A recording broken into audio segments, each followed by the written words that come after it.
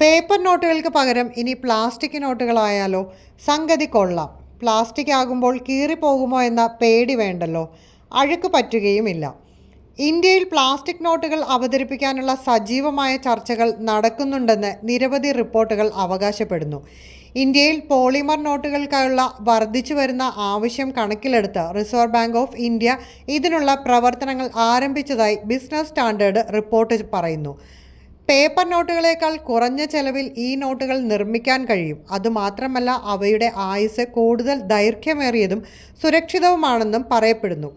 മുംബൈയിലും പട്നയിലും നടന്ന RBI board മീറ്റിംഗുകളിൽ plastic നോട്ടുകൾ പ്രചാരത്തിലാക്കാനുള്ള നിർദ്ദേശം ചർച്ച ചെയ്തെന്നാണ് RBI വൃത്തങ്ങളെ ഉദ്ധരിച്ചുള്ള റിപ്പോർട്ട്.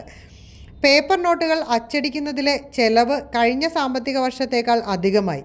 2025-26 സാമ്പത്തിക വർഷത്തിലെ RBI വാർഷിക റിപ്പോർട്ടുകളിൽ നോട്ടുകൾ അച്ചടിക്കുന്നതിനുള്ള ചെലവ് ഏകദേശം 5105 കോടി രൂപയാണ്. ഈ സാമ്പത്തിക വർഷം അത് 6372 കോടിയായി വർദ്ധിച്ചു. 2025-26 സാമ്പത്തിക വർഷം ഏകദേശം 23.8 ബില്യൺ മുഷിഞ്ഞ നോട്ടുകൾ പിൻവലിച്ചിരുന്നു. അത് കഴിഞ്ഞ വർഷത്തേതിൽ നിന്ന് 12.3% വർധനവാണുണ്ടായത്. ഇതിൽ കൂടുതലും 500 രൂപയുടെയും 100 രൂപയുടെയും നോട്ടുകളാണ്. മെയ് 15 വരെ പ്രചാരത്തിലുള്ള കറൻസികളുടെ അളവ് കഴിഞ്ഞ വർഷത്തെ അപേക്ഷിച്ച് 11.5% വർദ്ധിച്ച് 42.86 ട്രില്യൺ ആയി.